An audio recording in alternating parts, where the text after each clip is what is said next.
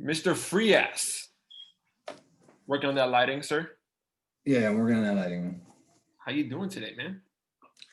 I'm doing pretty well. Today was long. We got back to like regular scheduled programming with work with the kiddos. So we just finished step testing and all that good stuff. So we're back to regular scheduling and yeah.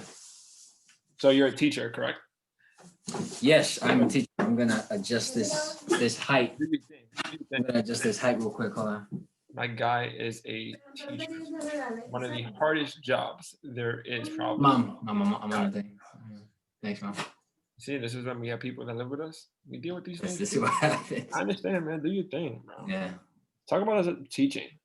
How is that teacher life?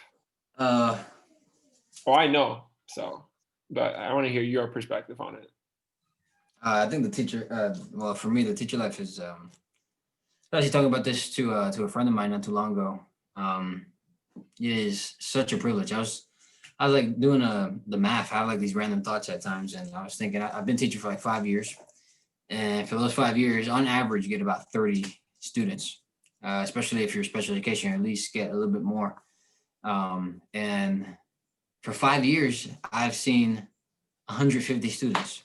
And I was like, there's 150 lives that teachers get to have in front of them and have the privilege to like invest in and talk to and talk into them and speak life into them. So teacher life it's a privilege, number one. Number two, it is tiring if you don't know how to pace yourself. If you don't find that pace, then you'll find yourself being spent and letting that pour out into your classes and just how you teach and your work ethic, and that mostly impacts the kids at the end of the day.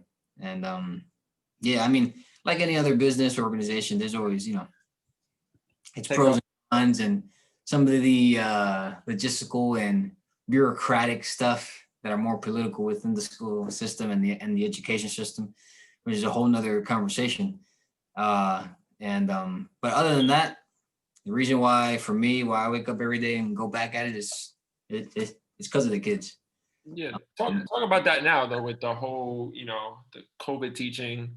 That's what I like to call it, the COVID teaching. We're doing everything's remote. We don't know when we're going back. I'm a teacher, so as well, and I feel like I started teaching for that reason. You was with me when I was doing that whole career change. You knew me at that time, trying to figure out what I want to do next. I mean, you guys are all telling me about, being a teacher is gonna be great, James. Like, you're a great person at it. And that was one of the reasons why I stepped into it. You can impact these kids' lives, especially from a neighborhood where we both have came from, and help them be better in the future. But now with this whole like remote teaching, has gotten extremely hard, right? It's gotten extremely hard. And like, what are some things that you have to dealt with, throughout this COVID, remote teaching, this remote land, I like to say. Yeah, man, it's been tough. It's been really tough. At first, because it started around March, that's when the pandemic really like hit and things started to close down and stuff. And I remember, man, I was like in school, and I don't know, for me, just being honest, I thought it was like an Italy thing, like we were hearing like it's in Italy, and and we're the church was kind of like, let's pray for Italy, let's pray for France, and and we were thinking like it was just a there over there thing. Never gonna hit us. It's never gonna hit us. We too far. Little by little, man, like we would hear, Fordham got somebody that got it. Okay. Yeah. And then somebody by Third Avenue got it. Well, that's right by my school. Yeah. And then it was like, all right, they pulled the trigger. They're like, okay, let's round up everybody. And from March, it was just it was different. It was different. First for the teachers, I mean, there was a lot of things we had to learn, a lot of things we had to adjust. Before you continue, that last day, right before you guys left, how did it go down where you work? Like that last day before you guys, the last day. Yeah, the last day. The last day. Go?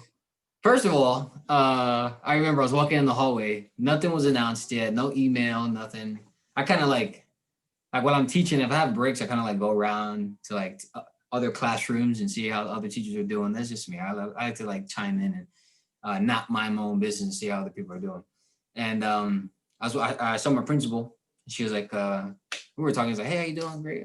She was like, so, it looks like we might, be closed down, but, just be lookout for the email. We might send it soon. Literally, about 10, 15 minutes later, today was our last day. And man, what I tell you, it was mayhem.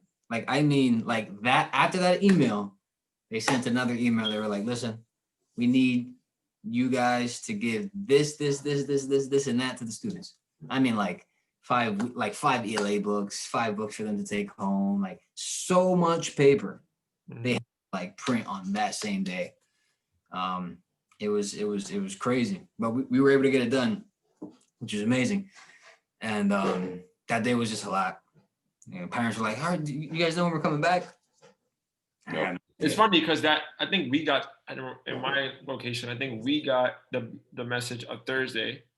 I believe it was a Thursday that our principal brought us together. She was like, guys, like, just to let you guys know. Actually, that week first, I remember a lot of our teachers were like, should we even hug our kids anymore? Or like, should we even shake their hands? Because we would usually shake their hands when they come in. At that time, there's some teachers who were just not even doing that anymore. But with me, I didn't care. I didn't think too much into it. I was like, it's whatever, guys. It's gonna blow over. So I'm hugging the kids and everything. I remember even that week, it was that transition of like even teachers not even hugging their kids, not giving them handshakes. Wow. It's different. I remember getting that message that Thursday. The principal brought us all together. She was like, guys, this is what's gonna happen. Like, tomorrow's gonna be our last day until we know when's gonna come back. And she said, this is what you guys need to do tomorrow, which is Friday. Give them all these packets for a week. We thought it was gonna be a week. Everybody was like, we thought it was gonna be a week. Yeah, everybody was excited. A week off. No, yeah. Just on that note, teachers were going crazy. They were like, oh yeah, let's go. We got at least 1 week. Good. 1 week, bro. We felt like we had a 1 week break. Call us if you need us. If you need any help, call us and anything. A week goes by, and that second week, we're still gonna be remote. I forgot when did we transition to actually doing virtual teaching. I forgot when it was. I felt like I think it started like a week or two, maybe even a third week later. It was just like everything shut down. It was so bad, man. And it was like extremely hectic. Remember that whole month the city was just like shut down. Oh, let me tell you. I would say April. April, because that's when April they were like, okay, curfew. And I was still going to my fiance's house to work with her just to be with somebody. It was just weird. I never done it, so I was like, I don't want to be home working alone. Bro, every morning it was like literally The Walking Dead. It was like nobody outside, desolate, like nobody, ghost town. Yeah. And just cars, just like 10 cars at most you would see while you're driving. And it's it's regular traffic morning hours, like 7, 8 o'clock. Nobody. Yeah. And the parking was another nightmare. And so it started from March, and then it went through that school year, and it was kind of like bittersweet because we weren't able to really get a culmination of that last year. Especially that last year was an awesome class, and we kind of just had to celebrate through Zoom.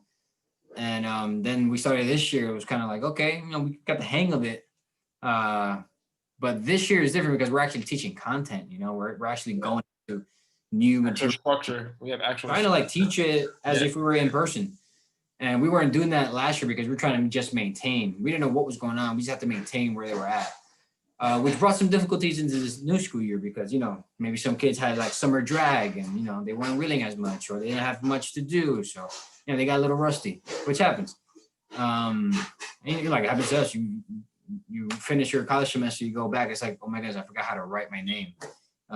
So that's another thing, the writing that these kids have to do because our kids have tablets. What's gonna happen when they go back to high school? Oh, I'm gonna get me started with that. Oh no, tablet. Anyway. So yeah, this year was right now. It's just it's good. Like the kids, I'll tell you what, they're handling it better than the adults are. I think they're showing a whole level of perseverance and persistence and determination. They're really optimistic in this whole season, and a lot of that energy, has to be coming from the teachers. And from a teacher's point of view, it's difficult because I find it more difficult now than in person. And I don't know, like you would think, oh, you're home, you're chill. It's like technically there isn't really a break, break Yep. within the day, right? So like I'm done teaching guided reading mastery, it's 11 o'clock, like phonics, and then like from 11 to 1, there's a possible time of break, but guess what? There's things I got to grade to get ready for the 1 o'clock class. There's things I got to prepare for the 1 o'clock and 2:30. So there's like always something to do. So it's like managing that time in between. So it's been difficult just to like manage with parents and manage with kids and manage your own sanity and being there for the families and the kids. I mean, I got a text the other day from a parent. I was like, oh my goodness, like you just don't know what people are going through. Not just like, especially during this time, but just like in general. There's just so many things that are going out there. And it's like, as a teacher, you got this window of like, I'm getting all of you. Yep. Right? So you come to me every day with whatever it is that you're going through in your house. And as teachers, we get that privilege, but also that burden where it's like, we got to filter all of that and try to filter it through interactive joy, interactive teaching. Yeah. Yeah. You were talking about how the kids like were dealing it better than like the parents were and adults were. Like this whole COVID thing, remote teaching, whatever people call it. Like how did you deal with, mentally, physically, spiritually, whatever you had to do from March till let's say now, how did you deal with it? Should I say my name? Your name's already here. We already called your name. It's there? Okay. I mean, I'm Jordy. I mean, first and foremost, I always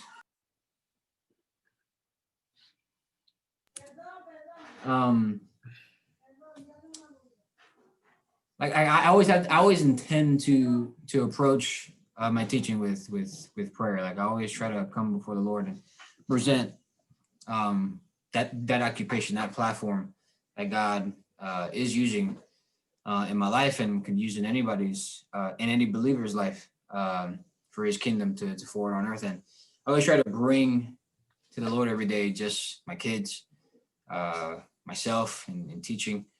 And just in that sense, just bringing it before the Lord because like for me, like I just in my values, like I always inquire God and put Him at the center of everything that I'm trying to do.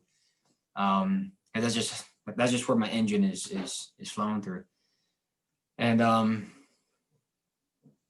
just managing all of that, it takes a toll if you're not like one thing may take the back burner and you don't want to do that. And especially whether that's time with God, whether that's reading the Word, whether that's family time, like you don't want things to fall on the back burner because then there's one thing that's lacking. I found it to be useful I always try to do to-do lists like every day. I try that too. I do it daily though. I don't do it like for the week. Like, so I'm a planner guy. I'm not a planner, and I don't do that for my life. I do that for like work. Like I think I need to start doing it for my life as well. Like certain things to check off before my day is over because I do it for work because I will get like missed deadline emails, whatever. If I miss something and I have to do that, I literally have like a post-it on my computer and I check off every time I do it. But like you said, look at that. I wish I had mine here. I didn't do any work today. We were testing. It's on my laptop. But continue, man. I get it. Yeah, I'm not a planner guy. Like I tried it, decorated, color coded. I'm like, why do I feel like this takes more work than actually doing it? I don't know. Yeah. But these, like, if you were to see my wall right now, what I'm looking at is, you would think I'm going crazy. But this chaos. It makes sense to you though. It makes it's order. Brain. It makes it. It's order, right? It's like when I was growing up. We were all growing up. We had our own rooms, and then like parents come in and be like, "Yo, why is your room a mess? Like you can't find anything in here." They're like, "No, it's not a mess. It's a mess to you." In my brain, I know where everything is. Under the pillow, there's my sandwich from last week. Bet you didn't know that, but I knew that. right? Stuff like Not a that. mess, mom. I didn't It's have a table art. beneath my bed, but I'm just, my pillow. I was just saying as a whatever it is, example. It's not a mess, mom. It's artistic organization, right? Ooh, artistic You organization. know what I Oh, mean? Like, that's I just probably made that up. But what we were saying? What were we saying? you're talking about the organization, how Oh you yes, yes. Like going through the days, it was like yeah, daily to dos. Daily to dos helped me out a lot. And then once you get in a routine, you get used to it. In anything, whether it's when you work out, you get used to it, or when you're uh work studying, you get used to it. When you set a routine for yourself, your mind gets used to it, your body gets used to it, you start to get used to it. Like every part of you gets used to it. So that helped me a lot, like daily to-dos. and did you And start that? Did you start that right away? no, no, I don't know if it's a blessing or a curse. Like I tend to like for example, like passwords, like whether it's my laptop Yeah, password, obviously the phone password, everybody knows that because we do that like every other second. yeah, Whether it's like shopping app, all the passwords, like I keep it in here. And I don't there's some that I write down, but most of them are kind of like in my brain. And I don't know if that's a good thing because like I might forget it, but I usually like just keep it here, which is kind of cool because I can remember them. But I'm usually like using them a lot. But at first I was kind of just like, okay, what I gotta do today? And I was kind of like keeping it on my head. But once I put it on the to-do list, it kind of took that stress and like thinking about it, yeah, got it. just put it in on paper. And I didn't have to think about it too much because I already put it down on paper, and I could just think about it, later. Yeah. But the daily to dos helped me a lot. For sure. The second thing was like I needed to make sure, like when I was in person, I needed to make sure that while I'm here, especially here, like it feels great to finish work and go home. Yeah, Now we're working I'm already home. home. Like we're working where we would go for solace, for peace, for like plugging out, you know what I mean? And we can't do that. So it's like, how can I manage that same, result, that feeling now? Yeah, I'm in the same place the entire day. Sometimes I don't even go outside. Sometimes I don't even see, I rise up and I see the sun, but next time I look at the window, it's dark. yeah. As soon as you close that computer, as soon as you close it down, it's dark outside. It's no sun I'm is like, where up did the day outside. go? Where did it go? Come back. Like, Yeah, you can't walk out of a drive movie theater. It's like, so for me, it was like, okay, I'm gonna wake up. I'm gonna bring myself before the Lord. Lord, 5 minutes. I tried my best to do 5 minutes before work. I'm like, Lord, today it's gonna bring its own troubles. Give me strength, give me confidence, give me courage to take it on, to handle whatever's coming. Give me anointing, give me guidance for my kids. All this stuff. I'm giving you my heart, Lord. I just come in a 5 minute devotion to God, and then after that, I just kind of go into work. And I try to make sure, like, when I'm working, I try to put everything I need to do and put every ounce of effort that I need to, so that I don't need to worry about it after. And then after, I'm like, okay, there has to be a cutoff time. yeah. That's the time where it's like, all right, that's it. Like, this is it. Whether you finish it or not, you're done. Because the thing is, like, it always gets done. It does. And it's crazy. Like, sometimes it's like, I don't know how I got done, But but it gets. that's what someone told me recently. It was like a reminder. I think it was like 2 weeks ago. We had like a planning meeting with us, my fourth grade team, my teachers, and one of the girls who was really experienced. She was like, "Guys, like there are going to be deadlines. It's human knowledge that you're going to miss them, but they're going to get done. Like most of these things that they give you to like complete, they're going to get done sooner or later, either now or next week, but they're going to get done." And our principal was like, our assistant principal was like, "Yeah, she's right. Like, just let me know if you need extra time, because like you said, us being home and then us working in our home, now we have both of our lives are outside our work life and our work life in the same place, and having to manage that, like, when do I close the computer and never open it again? What time do I do that? When do I stop, grading? We had to make Yeah. that decision at Final Cut. Be like, all right, closing the computer, you have a place where you're gonna stay overnight, and start opening up the next morning, and back to like real world. And it's just, and it's definitely something that took a lot to get down. Yeah, So, yeah, it did. It took time.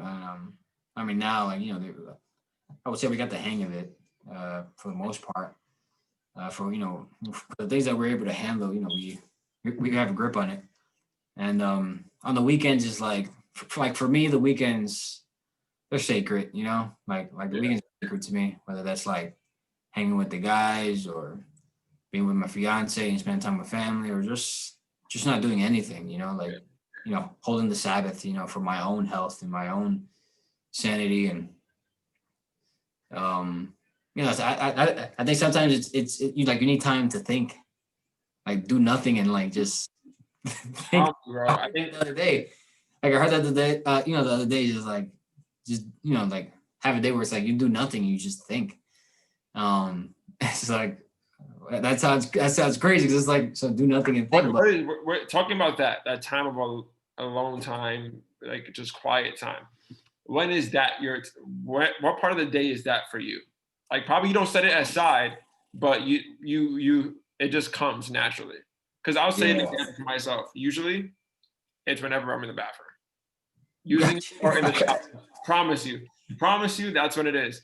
I mean, granted, you're usually alone in those places. Literally, I'm literally alone. Like if I'm using the bathroom, I'm thinking. If I'm taking a shower, usually that's the best times when I take a shower because I have no distractions, no phone, no technology. That's when I literally can not think about anything, but just think about life.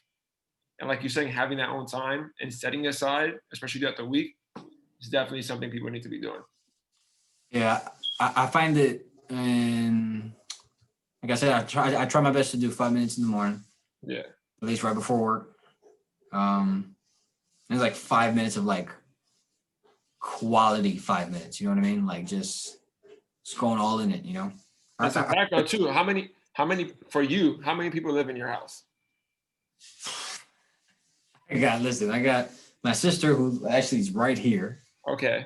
And she can come in and out at any time. Yeah. I got my mom, my dad, my grandma, and my brother.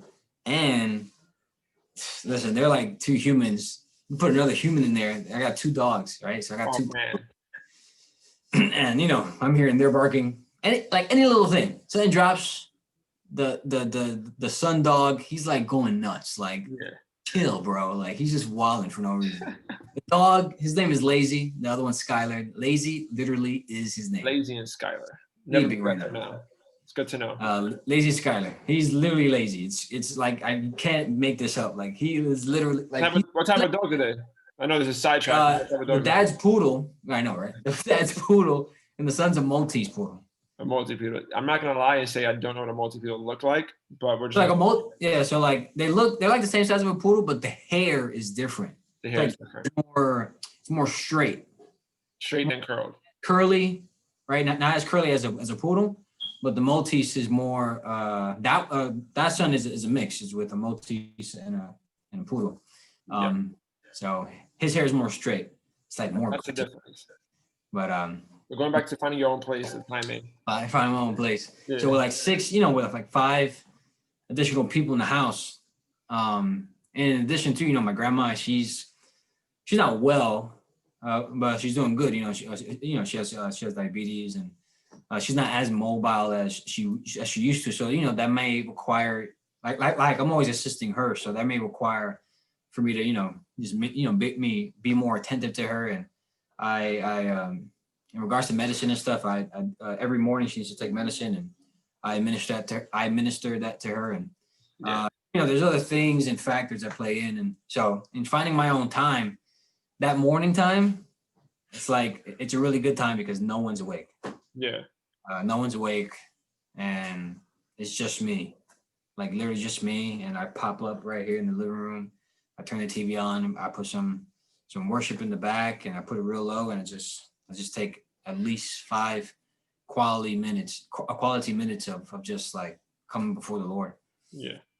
I heard not too long ago where like this thought of like focusing on not like length, but like content. So like in the same way of like prayer, like not like quantity, but like quality of like your prayer, right? Yeah.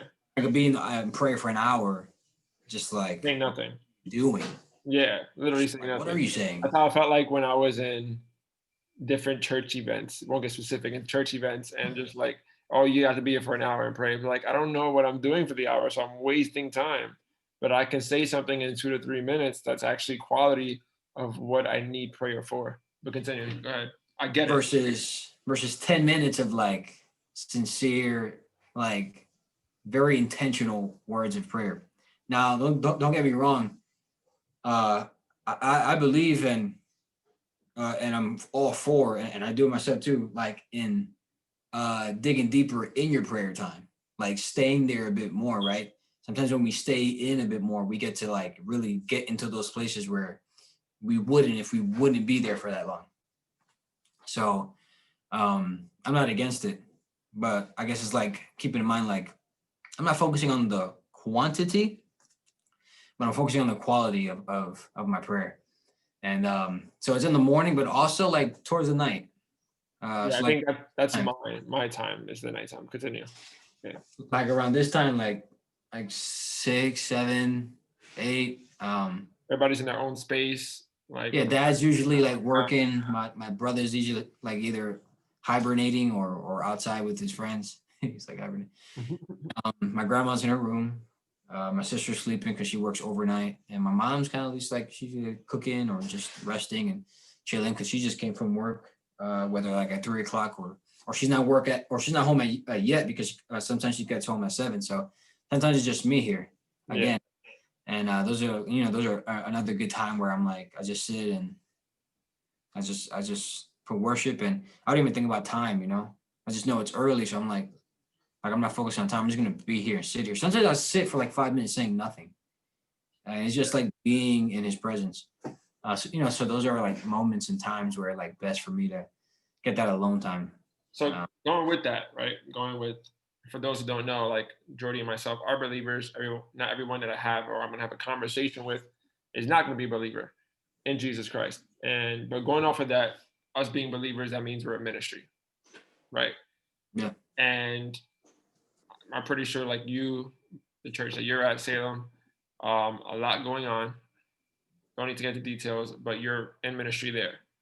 Like, how did you like throughout this whole, the virtual teaching, you being a teacher, right? Yeah. Life does not stop, even though we're believers. Like, we still get hit with life no matter what.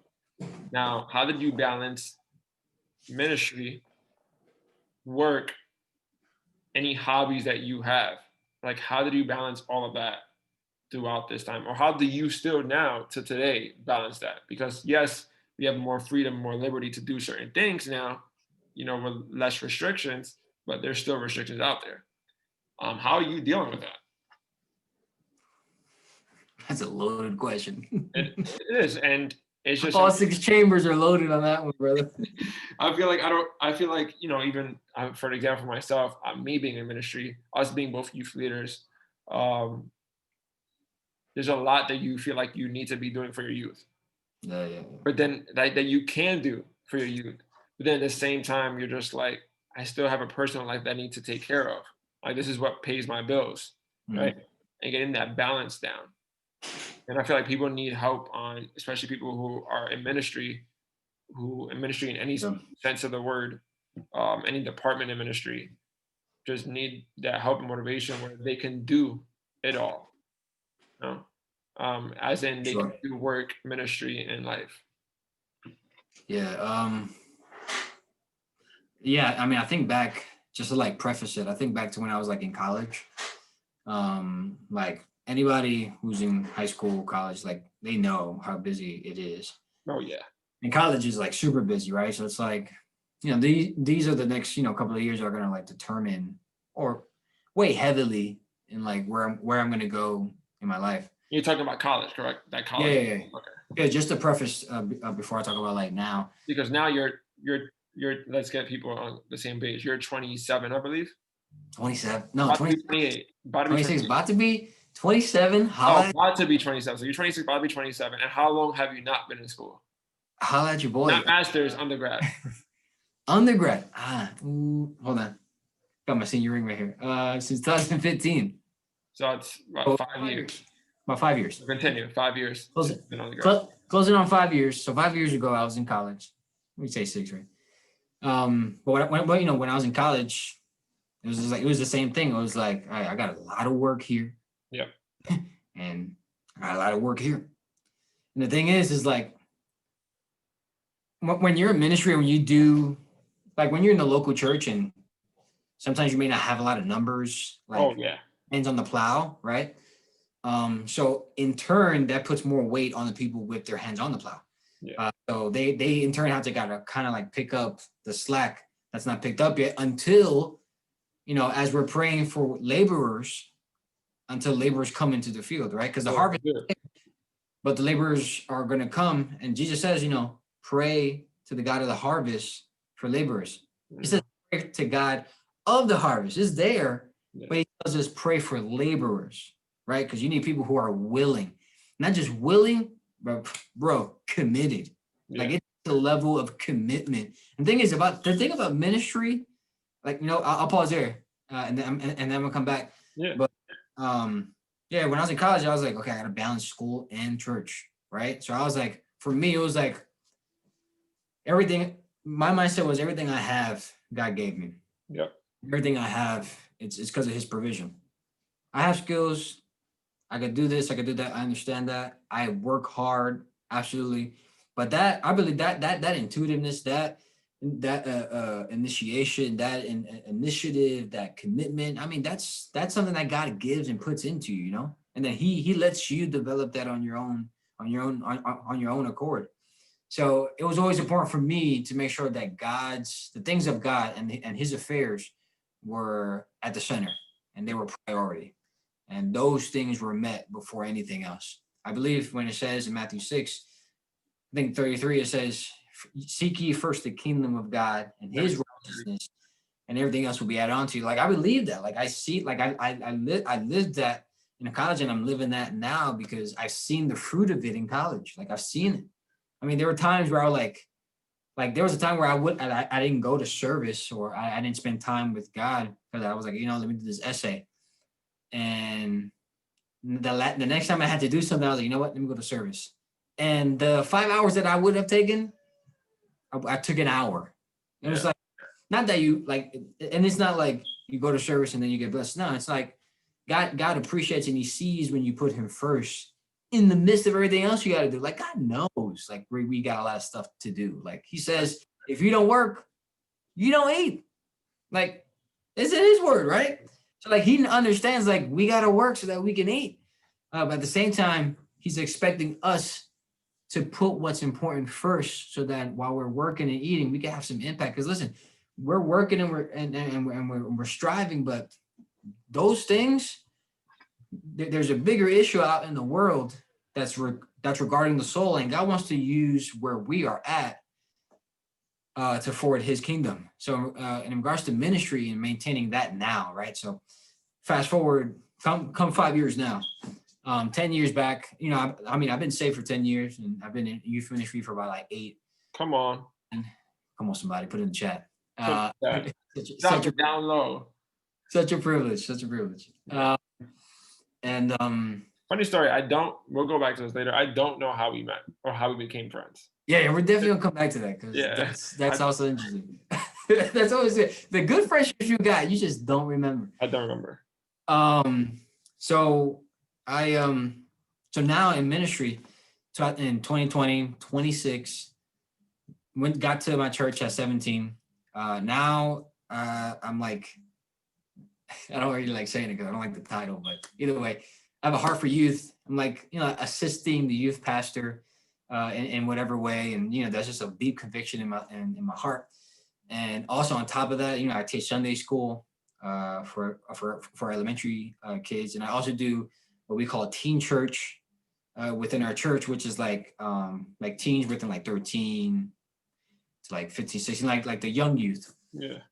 To reach that gap. And then I'm part of the church official board as one of the members there. So that everywhere. level of responsibility. So I'm kind of like stretched out, like Mr. Fantastic, in a bit of in every direction with like multiple hats. Yeah. But so like that just in one place and being a teacher. I've seen a lot of people run out of fuel, and in order to refuel, they had to get out and stop. So let me ask. So yeah, let me ask you that then. Going in that direction, have you ever noticed, you being someone with many hats?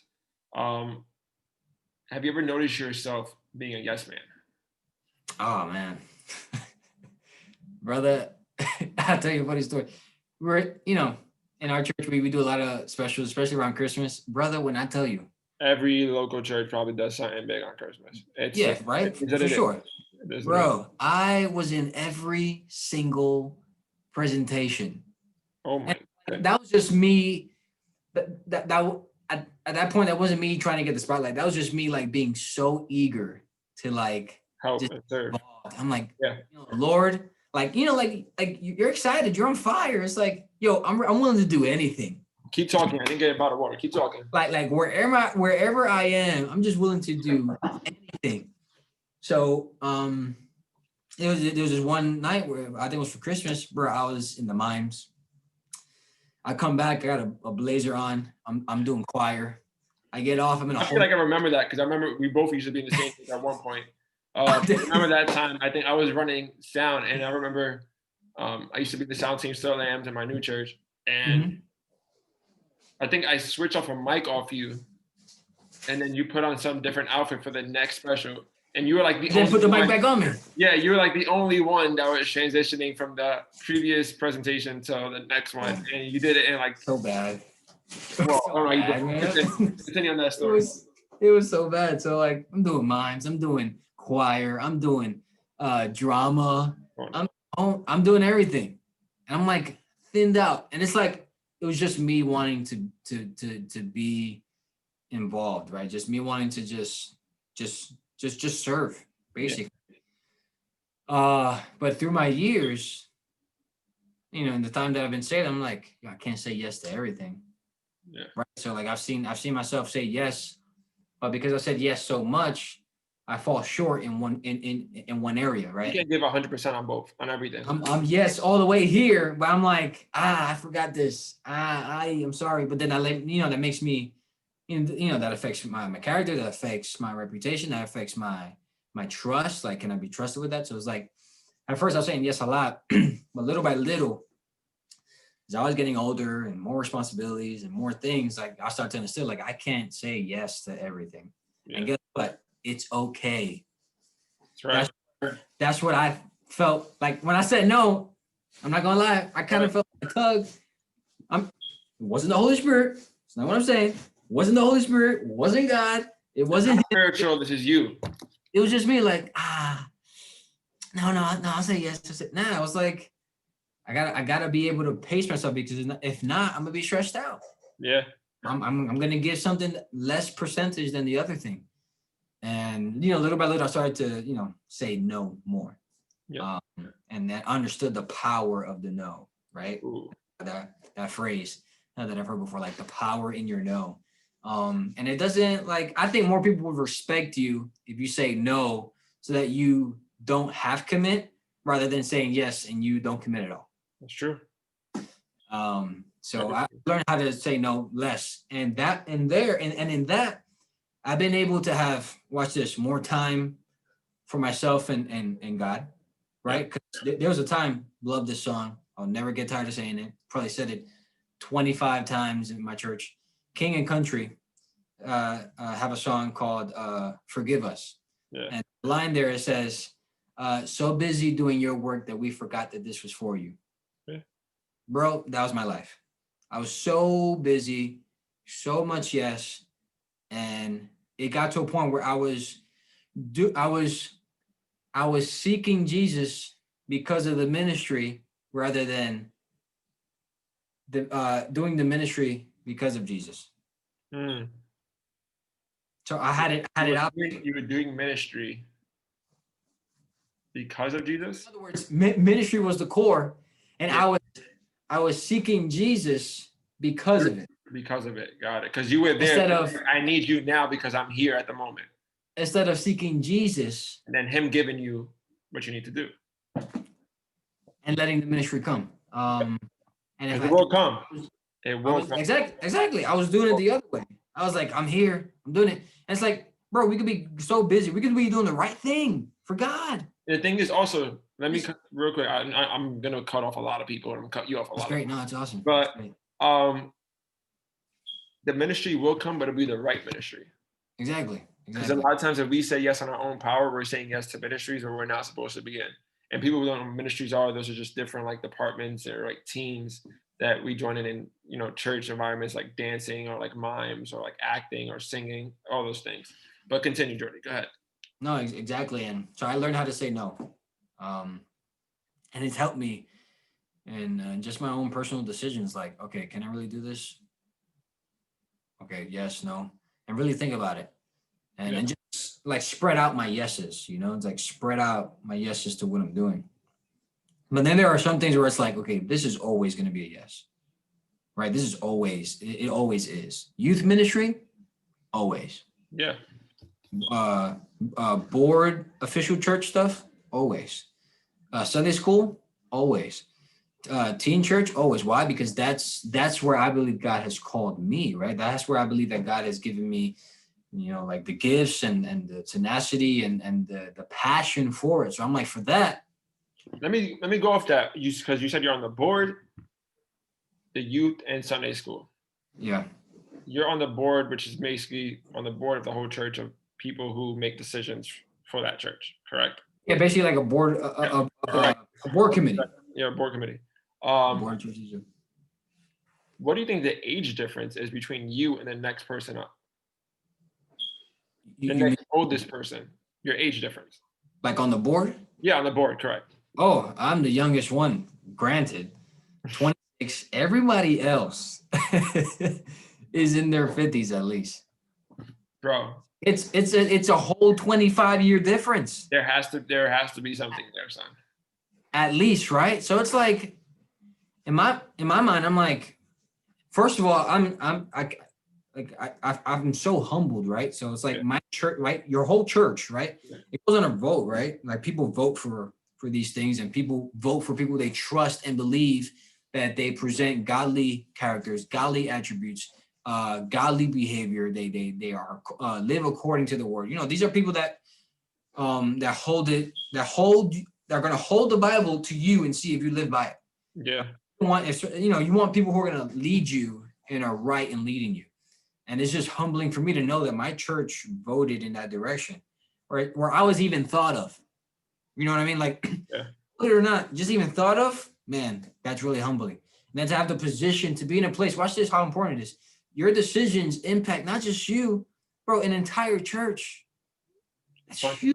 Yeah, you have so many people. You know what I mean? So it's like, it's so delicate. And I'm like, sometimes I'm like, Lord, like I want to use the excuse like, I'm a youth and, I'm young. But it's like, maybe I'm not young young anymore. Maybe I'm like mentally and spiritually, it's like, maybe like I'm heading to a different place. So it's like, I need you to start stepping up. I need you to step up and change that, I'm young mentality to like, okay, let's handle business. Yeah. Where we're going to, right? Like you eventually one of the days you're going to have to get into that space where it's like, here are the tough things and you got to be able to handle it. So that's a new experience. But so humbling because I'm learning, but I'm also developing in my own character at the same time, and being in that place. And it's also helping me with the youth too, and just being relatable to them. It was just a time. I don't know why I'm saying it, but it's kind of like we're going everywhere. It's fine.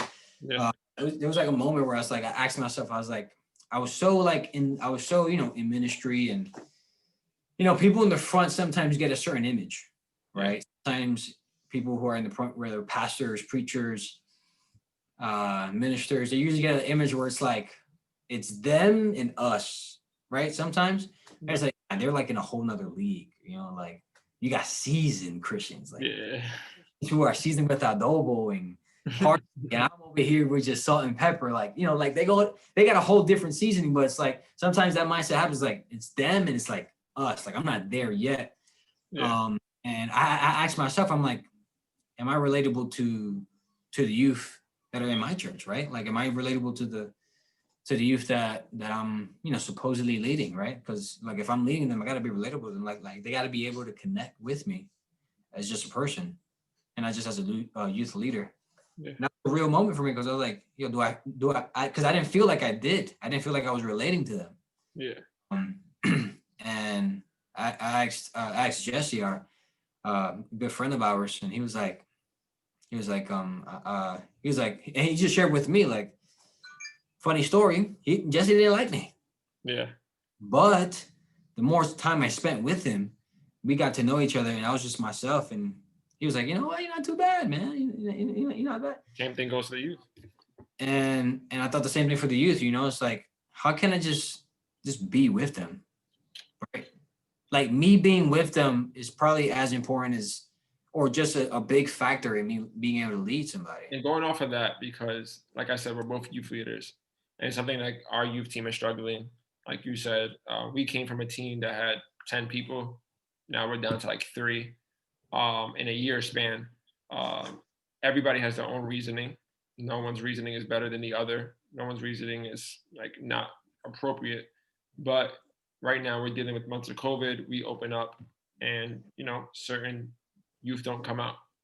We've had a youth group that came like 10 to 12 at one point, right? 15, because we reset our whole youth department in our church last year with a new team.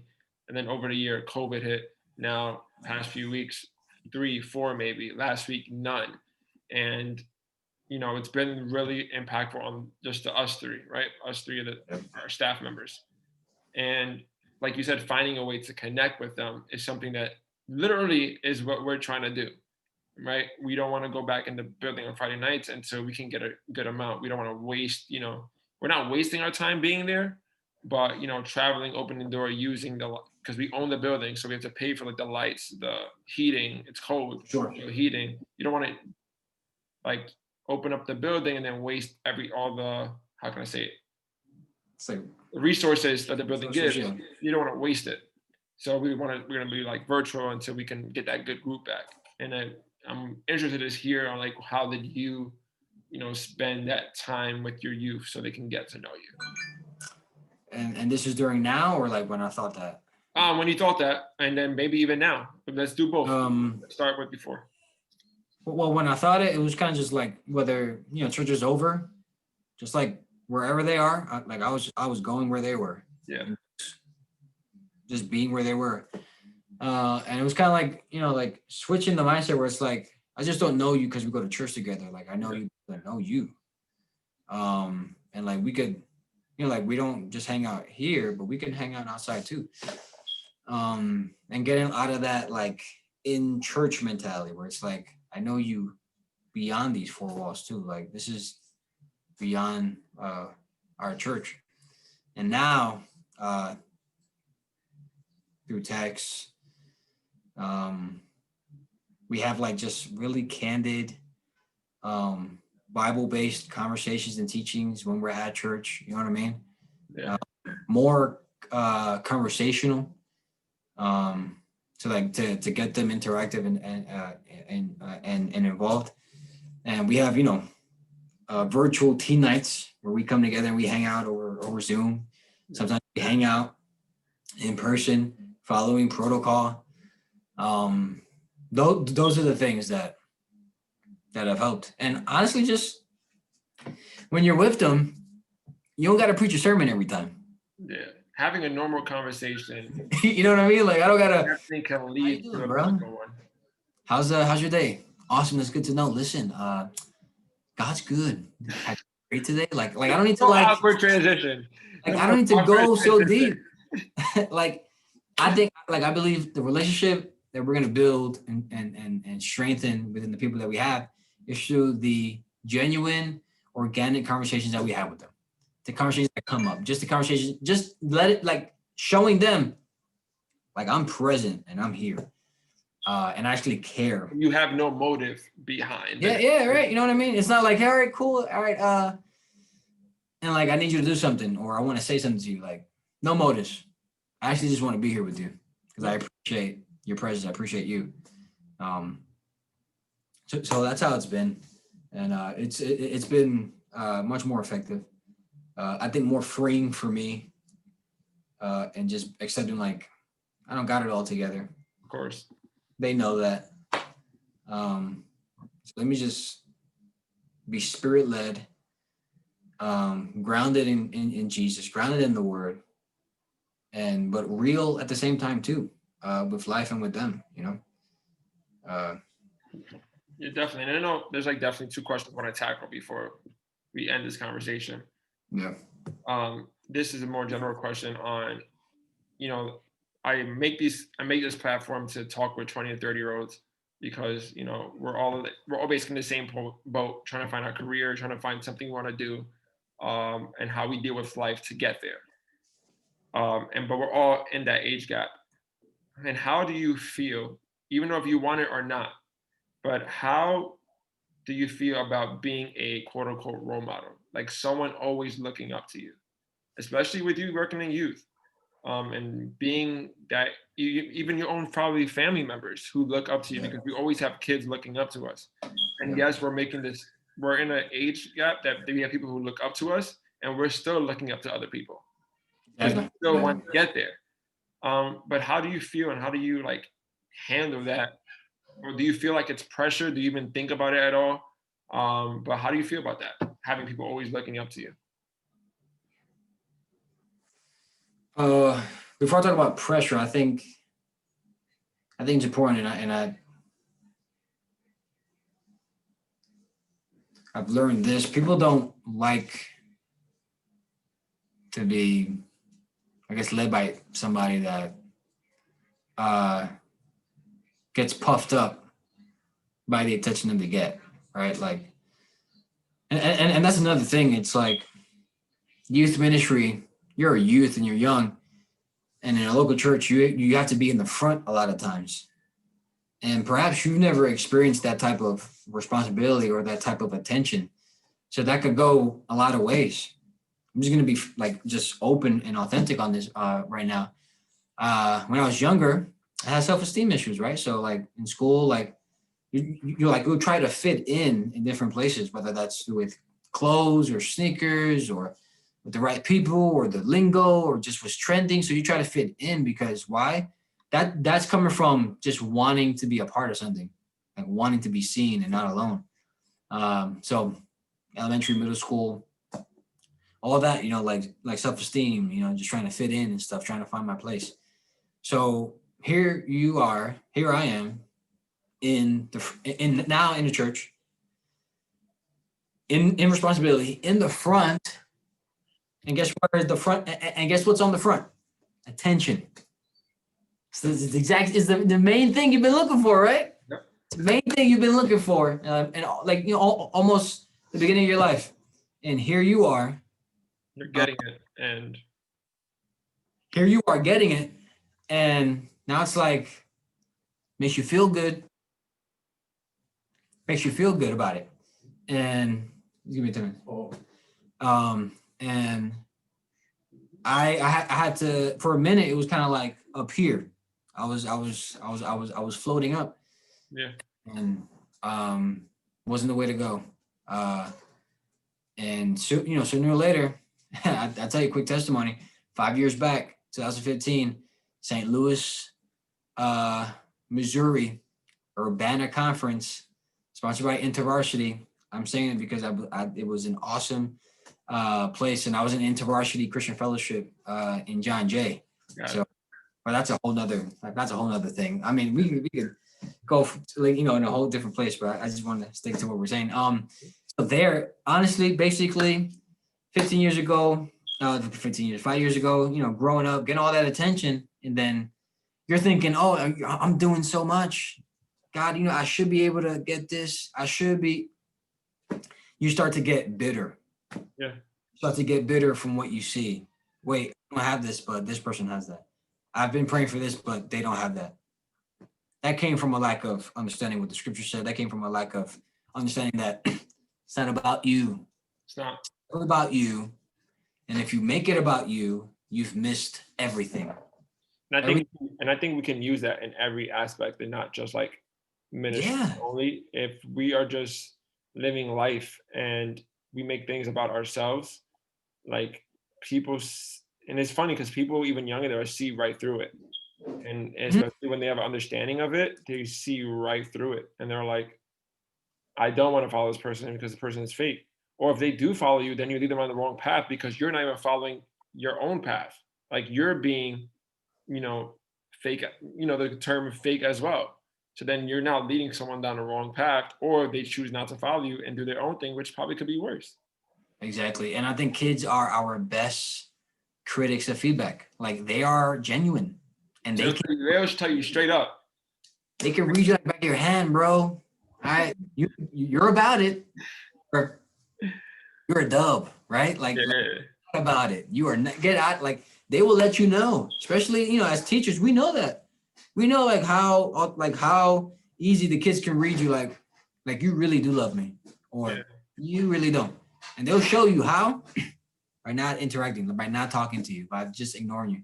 And for me, that 5 years ago, I was bitter, and like it took me that place, that trip, that conference, where me getting there is a whole nother testimony in itself. But me getting there, God literally broke me to my knees, literally broke me from the inside out, shook me to my core. I will never forget it. Sunday school, we are talking about the parable of the vineyard owner, where the vineyard owner is going out and getting the workers. None of them came. None of them came with a resume. None of them came and said, "Hey, I want to work." No, the owner went out every single time and got them. Yeah. And they were standing there idle. It's almost like sometimes how we are in our life. We're just idle sometimes. We be so busy with life. That was pre-COVID. Right? Whether we believe it or not, sometimes we do things and we're just idle, just doing it, and we're in routine. And Yeah. Jesus, just speaking from the truth, and if it's only about that, then we're living an idle life. We're like, if Jesus is not in it, then how much weight or how much value is that going to put in someone's soul? Not just on their life now, but I'm talking about their soul for when they're not here anymore. Come on.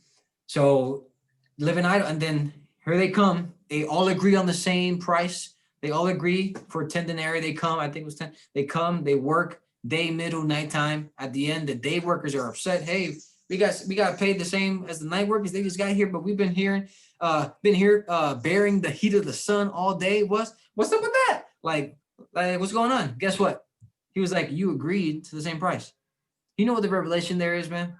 And it broke me and it shook me. And bro, from that day on, Tell us. We want to hear. I've lived so, I don't know, I'm like landing the plane. I'm landing it. Doing it. I lived so differently in mindset, bro. The revelation is this. It's not about where you are in the vineyard. It's that you're on it. Come on. Bro, if I'm on the corner, I'm good. Yeah. If I'm in the middle, I'm good. If I'm on the fourth quadrant to the left, to the bottom of the right, bro, I'm good. I don't even know if that makes sense automatically, but that I'm good. No matter. I'm good where I'm at. If I'm in the vineyard, that's the privilege. Yeah. I'm satisfied in the vineyard. I really am. And after that, I was like, yo, it's not about me. Like I can't live like you live like that. You'll never be satisfied. You'll never see the full potential of God's grace and freedom in Him if we're living in bitter life. So how do I manage that, right? So I was managing it wrong there. Yeah. God really, dealt with me there. I'm in a whole different mindset. So it's like now I'm in a place where it's like I got youth under me, youth beside me, youth around me. I got eyes on you. And the thing is, there's when you live in your life, there's someone always seeing what you're doing. Yeah. Somebody always sees it. Someone always gets impacted, whether you know it or not. Someone gets affected by your life. It's that simple. And the way I handle, I always, it's a vulnerable thing. I gotta present it to God, man. I gotta make sure that I understand that again, it's a privilege to be in the vineyard, right? The intention is not on me. The intention is to bring it back to Jesus. Yeah. I could be all intellectual. I could be all fancy with my words and nice catchphrases, but I got to bring it back to Jesus. Yeah. I got to bring them to Jesus, not me. No, I got to show you Jesus through my life, through our conversations. So in thinking about, youth that may be looking up to me, it is a bit, pressure because when, if anyone in the spotlight or anyone in the front has that pressure there. Whether they want to say they feel it or not, it's there though. One wrong thing, it gets, the light is on it.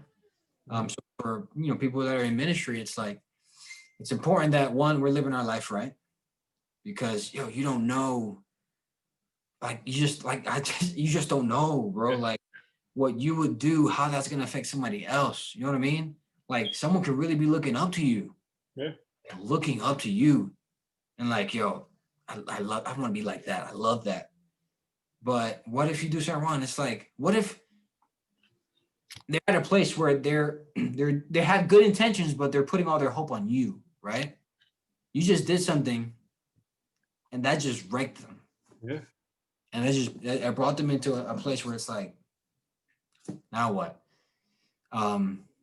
But in dealing with that pressure, that's kind of how I try to approach it, where it's like understanding, like, I appreciate it. That's good to know. It's good to feel affirmed and acknowledged, but you got to remember it's not about you. And if you make it about you, then you've missed it. Yeah. You missed the big time. I like that. It's not about you. So I think that's probably what you will say to answer this next question, which is the last question. What is one thing you can tell someone who is between the ages of 20 to 30 years old? What is one thing you would tell them as one advice you would give to them? Anything you can think of, what is one thing you can tell them? First of all, you got to watch, or you got to get into corny jokes, because if you don't get into corny jokes, I don't know what's wrong with your life. Like, it's not wrong, dude. Okay. Advice. Wow. One thing. It's so funny, right? Because I'm still in my 20s, but like still giving it. Yeah, you should give it. This is what this platform is for people to get help from people who are in the same boat as them. Yeah. Because we do have, people on YouTube who give us so much advice and so much, how to take care of yourself. But sometimes those people are not in the same boat as you. Yeah. Right. So coming from the Bronx, 27 years old, have a full-time career, what you want to do, right? We're both in the Bronx. Yes, we both live there currently. Like, what is advice you will give somebody? I think first and foremost, man, if you're a believer, don't quit. Yeah. Don't quit, man. Don't quit. I believe where it says that our present struggles are not to be compared to the riches and glory that will be revealed in Christ Jesus. I believe like what we're going through now cannot be compared to what we're going to see and get in heaven. Yeah. Like that's an awesome hope there. Believing like this isn't it. There's something better. And whether you're in high school, I think it's an awesome time, high school and college, to be a believer and share and testify about Jesus in those places. It is the best time to shine for Jesus. Oh my goodness, it's so awesome. I wish I was saved earlier in high school. Yeah. I got saved midway. But man, college was where God kind of allowed me to make up for it. But yeah, if you're in high school and you're in college, if you're in ministry, number one, don't quit. Don't quit, because you've gotten there so far. Like you've gotten to that place. Like you've gotten there. Yeah. You've been through so much. What makes you think God can't carry you to the next thing? Yeah. Right? If you're in ministry too, don't quit. Listen, I've had my fair share of teams, and I know you know what I'm talking about. Yep. Where sometimes you have a team and sometimes people pull out. Sometimes people step back and you don't hold it against them. You talk with them and you seek to understand where they're coming from. And because I did that, I understood where they were coming from, and I respect them for that. But on the flip side, it puts some weight on you. Yeah. It does put weight on you. It makes you feel like sometimes, like you get this Elijah complex where it's like, I'm the only one. God help. Like, no. And that's what this is too. Like, to tell people, like, they're not the only ones. If they're in ministry, even if you're not a believer in Jesus, that's totally fine. That's on you.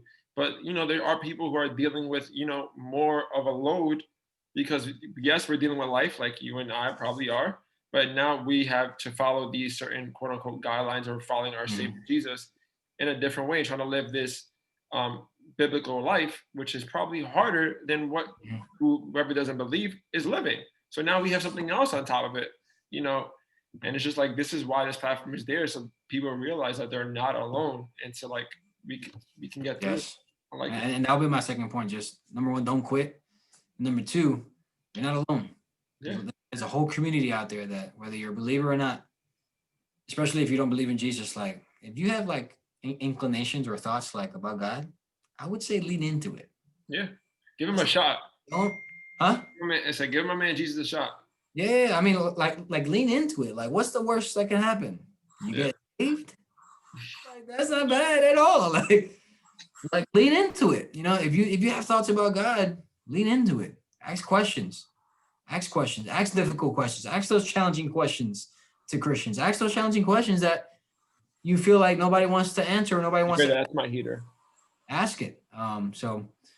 And yeah, man, don't quit. I like that, bro. You're not the only one. And of course, God's with you. He really I like is. that, bro. The I've had the privilege and I've learned so like the more I've depended on coming to God in prayer, reading His Word, I've seen like the closer I've gotten to Him, Yeah. the more I'm aware of like, God is really with me. So yeah, don't quit. You're not alone. God's with you. So. Thank you, bro. Appreciate it, and I can't wait. For what the next thing comes up with us. Bro, this was great. Oh my goodness, this is like amazing. I want to do a backflip right now, but I've never done one before. Never done one. Thanks for having me on, man. This was awesome. Thank you, man.